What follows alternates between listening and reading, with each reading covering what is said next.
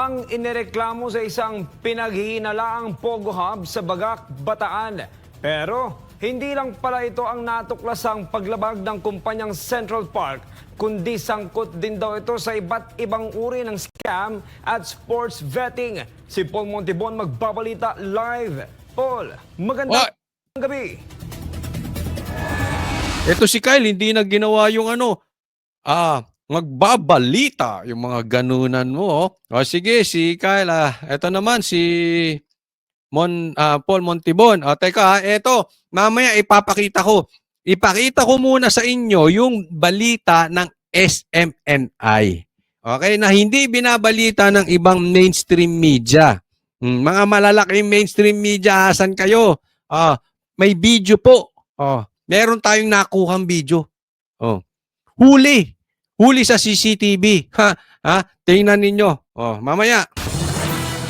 Kyle, magandang gabi. Imbes nga na tsokolate at mga candy o di naman kaya masaya na trick or treat ang matatanggap ng mga empleyado dito sa Central Park dito sa Bataan, abay search warrant ang tumambad para sa kanila. Ito matapos nga na salakayin ng pinagsanib na puwersa ng Presidential Anti-Organized Crime Commission, CIDG, Bureau of Immigration at NBI itong illegal na Pogo facility dito sa Barangay Kabog-Kabog. Ang dami sila nagsabi. Sabi, CIDG, NBI, ano pa ba? Sama-sama sila. Sama-sama kayong palpak. Napagkamalang Pogo. Sige, mamaya po, papakita ko sa inyo yung kalokohan. May video po tayo. Bataan, ipinalalabas lamang na BPO services ang serbisyo ng Pogo Hub na ito. Ngunit batay sa impormasyon, karamihan sa operasyon ay scamming, sports betting, love scams, cryptocurrency scam, investment scam, kasama na rin ang reklamong human trafficking. Nagsama-sama ang Special Operations Unit. Kikita nyo? Full battle gear na naman. Ng Presidential Anti-Organized Crime Commission, CIDG, Bureau of Immigration. Pamilyar ba yung ganyang sugod? Nakikita nyo? Ganyan-ganyan ang ginawa sa KOJC. Ano, Tore? Maguhukay na naman kayo? Wala na naman kayong alisan dyan? Pambira, At NBIs at sinalakay ang pinaghihinalaang yan, full battle gear. Pogo raw. Lulusubin nyo ng ganyan, pambihira kayo. Eto, napagkamalang Pogo. Hindi po ito Pogo, BPO. But kahit ano man ito, may pa-Pogo man to, pa-BPO, ang issue po natin dito. Eto, pinaggastusan nyo na naman ng napakalaki. Ang sabi rito, napakalaki ng ginastos dahil overkill po ang ginawa nila dyan. Sa Barangay Kabog-Kabog, Bagac, Bataan, sa bisa ng search warrant agad na tinungo ng mga operatiba ang iba't ibang gusali at Buti pa nga ito, search warrant eh. Yung sa KOJC, warrant of arrest. Wala naman si pastor doon sa warrant of arrest nila. Ito, search warrant. Pwede sila magsaliksik. Pero hindi kayo pwede magtagal. Abay, nagtagal. At kinandaduhan ng lugar. Pambihira. Dahil sa reklamong labor trafficking. Ito, papasok na naman nila yung human trafficking. Alam nyo kung bakit nila pilit pinapasok ang human trafficking? Ganyan din ang ginawa nila kay Roque. Baka mamaya lahat ng mga kakampi ni PRRD sasabihin human trafficking. Ganyan din ang sinasabi nila kay Pastor. Bakit? Kasi wala pong bail ang human trafficking. So umanda lahat ng mga kaibigan ni Pastor ay ni PRRD gagawa ng human trafficking. Pambihira, ang layo no? BPO, napunta sa human trafficking. Yun, sa PAOC nanggaling ang reklamo sa ilang mga empleyado, partikular na ng mga dayuhan dahil sa labor trafficking. Kontrolado raw kasi ang galaw ng mga ito at hindi makalabas ng compound. Ayon naman kay Presidential Hindi raw makalabas ng compound. Again, same. Kung mapapansin ninyo, same ng ginawa sa KOJC. Hindi raw makalabas ng compound. Kayo nga kinandaduhan ninyo Di ba? Yan ang gagawin nila. Basta pagbibintangan nila ang isang tao, tapos hindi daw pinapalabas ng compound. Labas-pasok naman ng tao dun sa KOJC. Palamang dyan din yun. Same na same. Yung script nila sa KOJC, ganun din dito. Organized Crime Commission spokesperson Winston Casio, isang Malaysian company ang nagpapatakbo ng operasyon. Sa kami natanggap na reklamo ng mga Filipinos na biktima daw po sila ng labor trafficking dito. Ngayon meron din pong mga foreign nationals na nandito sa loob na hindi makalabas. Kung Sir, hindi. Oh. Kailangan bang manampal? Tayo nagtatanong lang kung kailangan manampal. Ha? Wala naman tayo inaano. napansin ho ninyo, napakalayo po nito mula doon sa main road. So para makalabas ka rito, dadang ka muna sa ilang layers of security. So nagrereklamo yung mga foreign nationals na wala silang liberty na lumabas rito at umikot. So parang merong indications of labor trafficking dito kasi kontrolado yung movement ng mga foreign nationals. So, nakakatakot. Nakakatakot. Pag ikaw ay naglagay ng opisina doon sa wala sa main road, kakasuhan ka. Human trafficking. Delikado ito. Ang daming scamming na nangyayari. Yung Bukod sa labor trafficking, wala rin daw itong kaukulang permit mula sa PAGCOR para sa POGO operations nito. Bagay na isa ito sa mga nakitang paglabag ng Central Park. At dahil sa kawalan dokumento na nagpapatunay sa POGO operation, lahat ng mga dayuhan sa loob inabisuhan ang kanselasyon sa kanilang passport, visa at Tingnan mo, nakikita nyo, mga armado, oh. Ganyan na sila ngayon. Ganyan na sila sumugod ngayon. Overkill, OA. Napaka-OA. Bakit? Kasi kung ganyan kadami parati ang magkatatrabaho, nasasayang ang pera ng taong bayan. Hindi po maganda yan laging ganyan ang gawain ninyo. Sos, wala namang mga armas ang kalaban. Mananampal pa. isa sa ilalim sa inquest proceedings para sa investigasyon ng mga otoridad. because all of your foreign passports Teka muna, eto ha. Sabi, wala daw silang lisensya for Pogo. Hindi nga sila Pogo. Paano sila magkakaroon ng lisensya for Pogo? BPO daw yan. 'Di ba? Simple lang ang sagot dyan.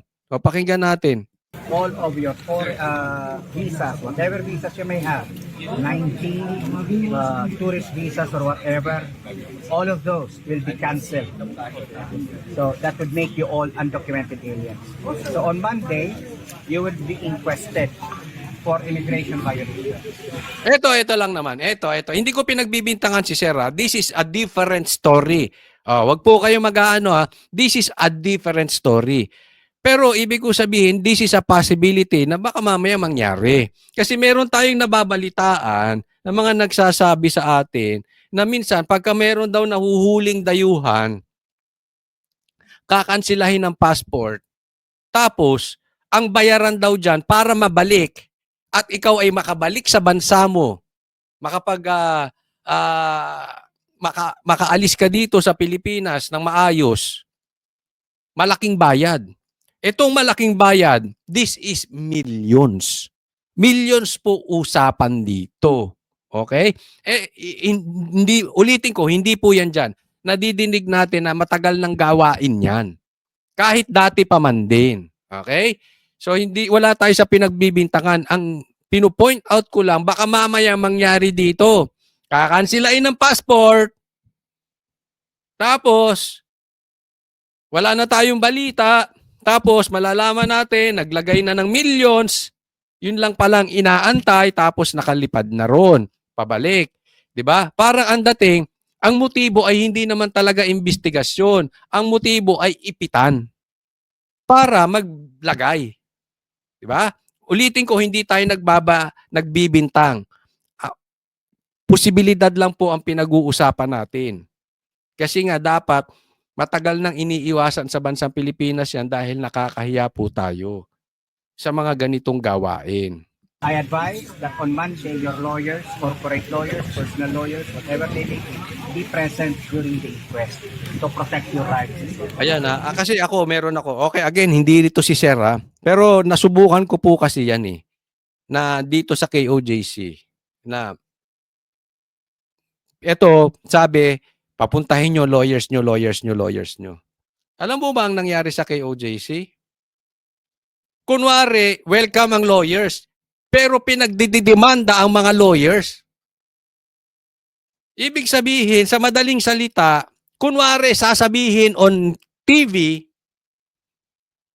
on national media, pag andyan ang mga kakampi nilang media, tawagin ninyo mga lawyers ninyo. Pero pag wala, buti na lang nakukuha na namin ng live videos. Kahit lawyer, minsan ayaw kausapin. Minsan nga ayaw pang papasukin eh. Di ba nakita nyo? Ayaw kaming papasukin kasama ang lawyers, kasama ang ibang mainstream media. Pinapasok sa KOJC compound. Ayaw kaming papasukin sa mga portion, yung pala may mga hukay doon si Torre. Yes po. Wala ding kwenta yung lawyers. Basta binarikadahan na yan ng mga armadong pulis, wala na magagawa. Itong sinasabi ni Sir, baka mamaya, hindi sa pagbibintang, kunwari, nasa camera ka, lalabay mo, sasabihin mo, lawyers, lawyers, lawyers. Oh. Pero off-cam, wala nang pakinabang ang mga lawyers. Hindi nyo rin naman binibigyan ng authority. Hindi nyo rin naman pinapakinggan. Baka puro kayo ganyanan. But that would still be Monday. Today, as of today, there is no more government office. So there is no more legal recourse for you, but to wait until Monday when the government opens. So meaning to say by tomorrow, once all of you have been documented, meaning to say we're taking your pictures, your names, and so on, we will proceed to our detention facility in Pasay City, Manila. Ayon sa ilang empleyado, wala naman silang kaalam-alam na may illegal na aktibidad sa pinagtatrabaho ang kumpanya. Tingnan mo ha, yung mga empleyado mismo nagsasabi walang illegal dyan sa lugar na yan. Again, it's not for me to decide kung may illegal dyan or hindi illegal. Nasa judge po yan. Pero, nasa korte po yan. Sila ang mag-decide niyan. Okay? Nasa DOJ. Bahala kayo. Andiyan dyan naman siguro DOJ. Ewan ko. Anyway, yung empleyado mismo na sinasabi wala namang illegal na ginagawa dyan. So, madaling salita, walang human trafficking. Kasi sila mismo sinasabi, walang illegal. Ibig sabihin, nakakalabas-pasok sila. Di ba? Porket malayo sa daan, porket maraming security, human trafficking na. Ganyan po kababaw ang gobyerno natin ngayon. Laging human trafficking, human trafficking. Bagay na ikinalulungkot nila dahil mawawalan nga sila ng trabaho. Di ba? Sila nga nalulungkot, sila pa mawawalan ng trabaho. Ang laking bulilyaso ginawa nila ha. Hindi ko alam kung kulang sila sa intelligence, may pondo naman sila sa intelligence o wala sila talagang intelligence. Oh. Ang laki ng ginastos, fully armed na naman. Alam mo, kulang na lang dito, parang KOJC ang galawan. Kulang na lang dito maghukay. Hindi natin alam, baka mamaya kordonan yan lugar na yan, pumunta dyan si Torre, maghukay na naman. O, di ba? Hindi natin alam eh. O, pero yun na lang. KOJC style, yun na lang ang kulang, hukay. Tapos kaso, human trafficking. Wow. Ganon ang gobyerno mo, Marcos, pambihira, oh. Kyle, batay sa datos ng Central Park, nasa 1,500 ang mga empleyado rito. May 1,500 empleyado mawawalan ng trabaho. Oh, kung palpak kayo. Oh, kung palpak ang intelligence ninyo. Oh, at wala namang illegal, pambihira. Hindi na kayo nakakatulong sa Pilipinas, bulilyaso pa ginagawa ninyo. Sa mga empleyado ay mga Pilipino, habang nasa 75 lang daw na foreign nationals naman. Konti lang ang foreign national, karamihan Pilipino. Diba? Hindi mo pwedeng magkakaroon ng human trafficking dyan kasi ang dali namang kumontak eh. Andi dito mga kababayan natin. Nasa teritoryo natin. Ano human trafficking mangyayari dyan? Sus, kadali namang. Sana itong mga pulis, bago kayo nagbibintang ng human trafficking, itong mga CIDG, may ebidensya. Huwag yung puro salaysay nyo. Kasi that is unfair. Sana man lang mayroong personal knowledge. Diba? Yung ebidensya nyo talagang may kasamang malinaw na hindi lang puro salita. Ang tawag nila dito, forensic evidence. Hindi puro kwentuhan nyo, mamaya. I mean, tingnan nyo nga ang ginawa ng Kamara kay Grijaldo. Pulis na yun. Pinapaamin pa sa hindi dapat aminin. Siyempre, Hindi ko sinasabing ganyan din kayo, pero magdududa ang taong bayan ngayon eh. Dahil sa ginawa nitong si Abante tsaka ni Dan Fernandez, talagang nawawala na sila ng tiwala dyan sa mga witnesses. So sana wag lang puro kayo witnesses kasi marami rin namang empleyado sinabi walang illegal. Bigyan nyo naman kami ng scientific evidence, forensic ika nga. Hindi puro daldal o marites o chismisan. Na bumibilang doon no sa mga empleyado na kinabibilangan ng Malaysian, Indonesian, Thais at Chinese. Ayon kanina sa nakausap natin na si Police Regional Office 3 Director, Police Brigadier General Red Maranan, matagal nang sinorveillance ang lugar at ngayon lang nila kinumpirma na front lang ang BPO services nila. Yan na naman tayo sa matagal sinurveillance eh. Ganun din nangyari sa KOJC, matagal sinurveillance eh. Oh, 'di ba? Ano pa, may ginamit pa silang gamit doon, aparato na may hukay daw, may natog pa ang bunker. Hello? 'Di ba? Ayan na naman tayo eh. Ayan na naman pambihira, oh. Ngunit ibang serbisyo pala ang ginagawa rito gaya ng iba't ibang uri ng scam, online gaming at trafficking in Ayan, katulad niyan ha. Maraming iba't ibang uri ng scam, online gaming. Yan po. Meron kayo dapat forensic evidence. Hindi yung mamaya kukuha na naman kayo ng isang magsasalita katulad nito si Grijaldo, pipilitin yung umamin sa hindi naman dapat niyang sabihin, hindi niya naman dapat aminin. Here we go again. Ang punto lang, napakaraming forensic evidence niyan. Napakadami. Kasi kung may scam yan, may mga messages yan, may mga emails yan. Diba? Kung yan ay online gaming, may mga evidence yan through online. Ang dami po niyan. Sana wag kayong tamad maghanap ng ebidensya. Kasi baka mamaya, gaya ng sabi ko, instead na nagsasaliksik kayo sa kanilang computer, nagsasaliksik kayo sa kanilang mga cellphones, tatawag lang kayo, oh, halika rito, aminin mo to, ito, sabihin mo. Ay trabahong tamad po yan. Hindi ko po kayo pinagbibintangan. Nagpapaalala lang, wag trabahong tamad po ang gawin natin. Hanap kayo, ulitin ko, FORENSIC, forensic evidence, scientific evidence. Wag puro, sawang-sawa na ako sa ebidensyang ginagawa ng mga Pilipino, puro salaysay. Ganyan ginawa sa KOJC, puro sila puri, puro sila bintang. May mapakita ba silang video? May pakita ba silang messages? Email? Wala. Lahat wala. Anong ebidensya? Puro dakdak. Tingnan nyo, ganyan din ang mangyayari dyan. Naghukay pa nga sila eh. Meron bang forensic evidence? Kasi kung naghukay ka may bunker talaga, meron kang ebidensya, may forensic evidence ka. Hanggang ngayon, anong issue nila dyan sa KOJC? Dakdak.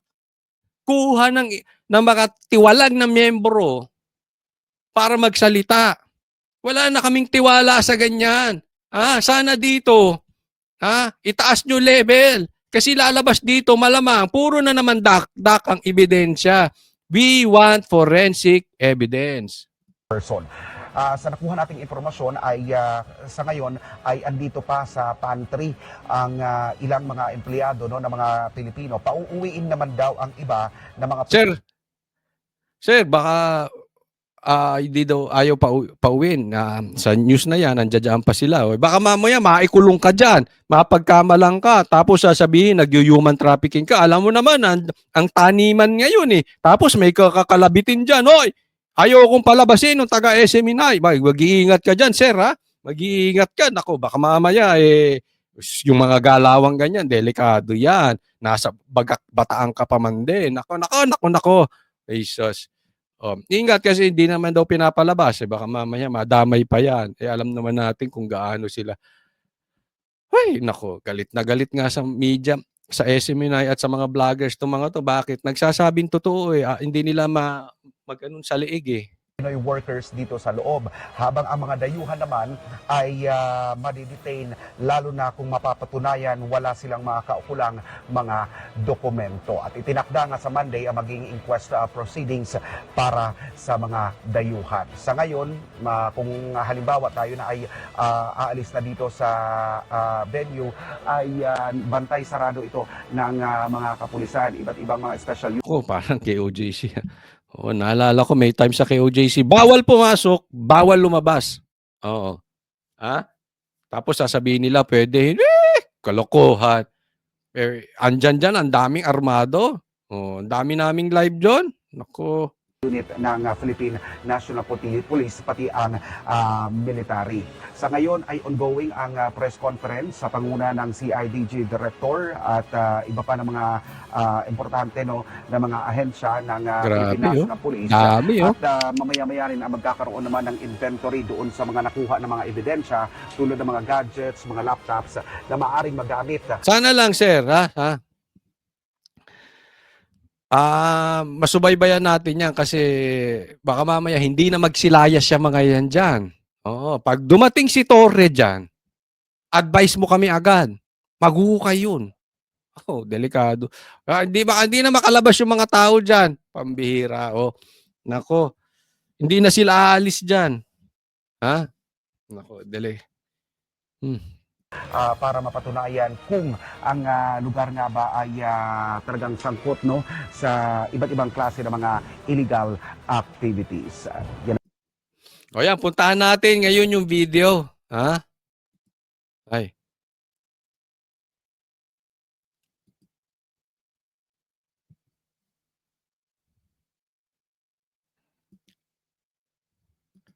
Ito, puntahan natin itong video. Ito. Tingnan nyong mabuti. O, bakit hindi nyo ilabas ito? Mainstream. Mainstream, makinig kayo. Pailabas nyo itong video na ito. Naku. Parang sinikmuraan na. Naku, delikado.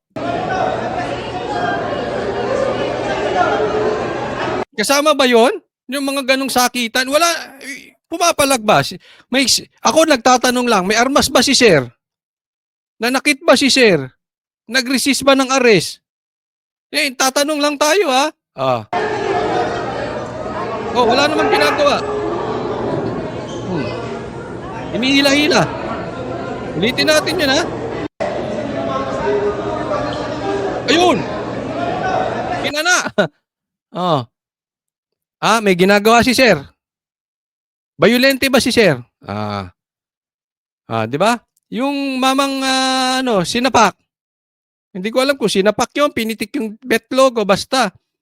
Bayolente ba? Wala naman di ba? Sige, tulak nyo ba? Okay.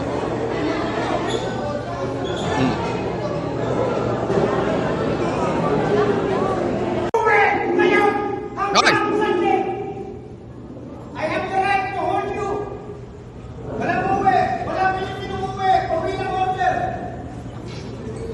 Hanggang Monday kayo dito. Sana sinama mo kami mga vloggers para nakikita yung lahat ng anggulo. Pero mamaya, may nakuha ng anggulo. Sige. Ayan. Tingnan nyo, yung nakaputi. Yung nakatalikod, tingnan nyo kung bayolente, ha?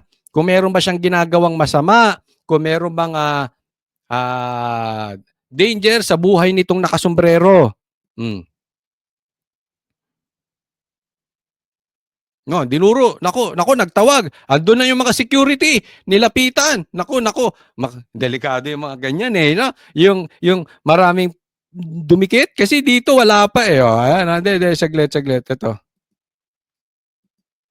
Wala pa. Pansin nyo, di ba? Wala pa. Tinawag. Nako, isa. Ops, dalawa na yung nakabantay doon. Ayan, tatlo na. Nako. Tinampal. Mag-asawang sampal ang nakamit ni mamang pobre. Kawawa naman. Dami na sa paligid kawawa ka pag di ba? Ang tanong, yung mamang nakaputi ba, nakatalikod, bayolente? Bakit kailangan sampalin? Yun ay tanong lang. Huli to sa CCTV. Oo. Hindi ko alam kung ilalabas ito ng mainstream media. Kung ilalabas din ito ng yan yung sinasabi po natin. Huwag puro salaysay, sir. Ah, Again, hindi ako nagbibintang, wala pa naman kayong nilalabas na dahilan. Pero sana, kung magsasabi kayo ng human trafficking, wag puro salaysay. May ebidensya. Gaya nito, may ebidensya, oh. Nanampal. Ano masasabi mo? Tawag ka ng mga tao, eto si Sir, sinampal ako, oh. Ganun ba? Hindi, labas ka. Tulad nito, may video. Ganyan po ang forensic. Forensic evidence. May scientific. Hindi magtatawag kayo ng eyewitness. Ayan. May itatanggi natin. Nanampal ba o hindi? Kayo na magdesisyon. Ayun. Kaliwa. Oy, sus. Sus, hindi pa na ano. Nakayuko na. Wala namang ginagawa. Pambira, Pambira. Nakayuko na. Nakayuko na.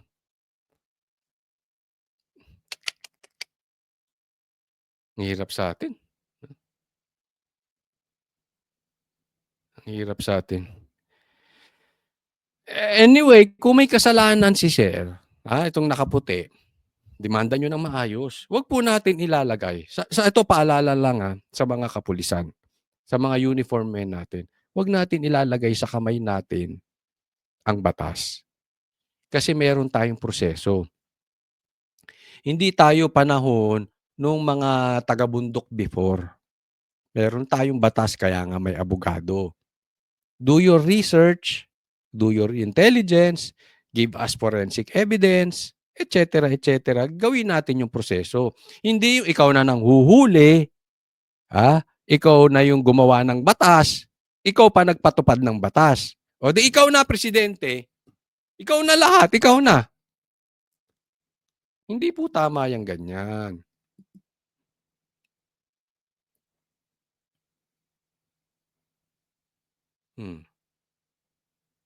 Yan, kinakausap.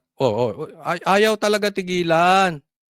Ayaw talaga. Lahat ng sasabihin, may sampal. Nako, pambihira. Eto, naglagay ng hagdan. Nako. Naglagay ng hagdan. Ano yon? Tinatanggal ang CCTV. Nako, napanood ko na eh. Ganyan ang ginawa sa KOJC noon. Ayaw nilang ng ebidensya. Kasi itong minsan, itong mga pulis, hindi ko man nilalahat, itong gobyerno natin ng ebidensya, puro eyewitness lang, puro salita. Kukuha sila ng witness na magsisinungaling, gaya ng ginawa nila Grijaldo, ang mabuti na lang, saludo sa iyo Grijaldo, ikaw ay hindi pumayag sa gusto nilang mangyari na ikaw ay magsinungaling. Puro sila ganyan. Di ba? Eto na mo ito. Wala. Tatanggalin yung CCTV. Wala na. Nako. Ayaw nila. Galit sila sa CCTV. Kasi mahuhuli yung kagaguhan nila.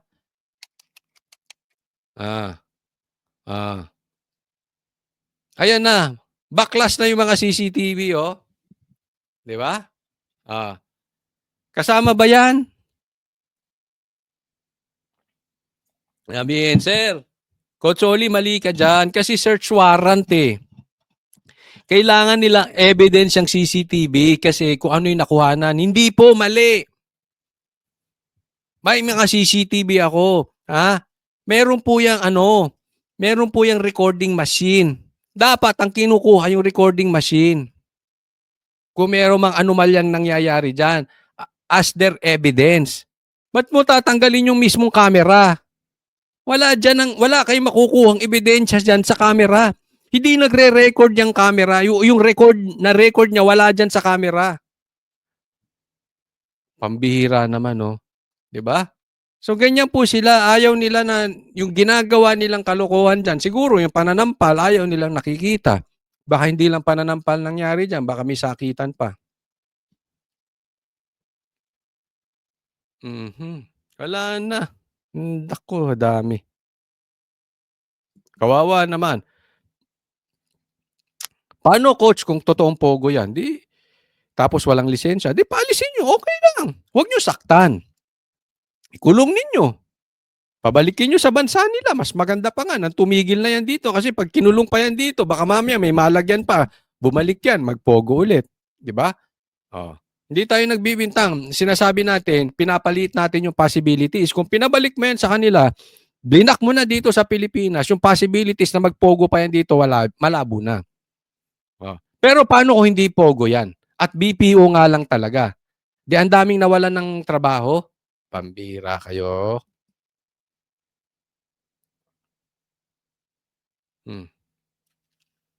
That, by the way, before we proceed there, Iyak na parang bait. what is the permit of Central One? What is your business permit? We are holding a What is your business permit? fat license. What Fat, Freeport area of Bataan. do you have a Sampalin mo, hindi mo maintindihan. Sampalin. for license? No, Because we're under No. The law is very clear. If AFAP is to provide any permit to any foreign locators, local locators, especially in the area of business process outsource and or gaming, you must secure a secondary permit from the Philippine Amusement Gaming Corporation. Do you have that? Secondary permit from Hindi nga sila pogo eh. Paano magkakaroon ng secondary permit sa PAGCOR? we only have this permit from AFAB. Then you have a regulatory issue. That's why we are here. Because we've been informed that you're operating without the secondary permit from PAG. Hindi, ang tanong ko, kailangan ba manampal? Hindi, nagtatanong lang sir ha. Oh. You have to read the charter of AFAP. The charter is limited. They can give you permit in relation to BPO, gaming, and so on and so forth. But you need a secondary permit from PAGCOR. But we are just a DPO, sir. We're not a gaming. Yun. Ay, di ba? BPO ka, hindi ka gaming. Pinakukuha ka ng secondary permit sa PAGCOR. Pambira. Yun ang issue doon. Dapat, ang patunayan dito, hindi kung meron silang secondary permit sa PAGCOR or wala. Ang issue dito, patunayan, sila ba ay nag-ooperate ng gaming or hindi? Yun muna ang sosolve no. Pag napatunayan nyo na nag-ooperate sila as gambling, saka nyo dapat hanapin yung kanilang secondary permit galing sa PAGCOR. Ang tanong, napatunayan nyo na ba? Meron na ba kayong ebidensya? Yun muna, isa-isa tayo. Hindi yung hihingan mo sila. Halimbawa, ako dito, bigla kang pumasok, hingan mo ako ng secondary permit na, anong ibibigay ko sa'yo? Hindi naman ako nag-gaming. Patunayan mo munang nag-gaming. Ba't hihingan mo ako ng secondary permit sa PAGCOR? Di ba? We would beg to disagree on that. That's why we are here. That's why we're conducting the search warrant. That's it Oh, for kaya nga. Patunayan mo muna, sir. interview. Let's proceed. Yeah. We have to wait for the ano? We have to wait. Yep.